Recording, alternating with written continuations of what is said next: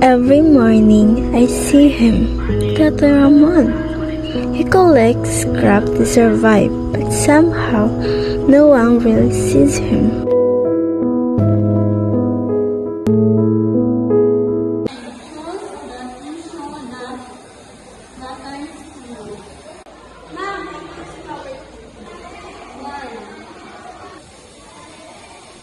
Because every day I pass by, people who are suffering in the world just walk past them.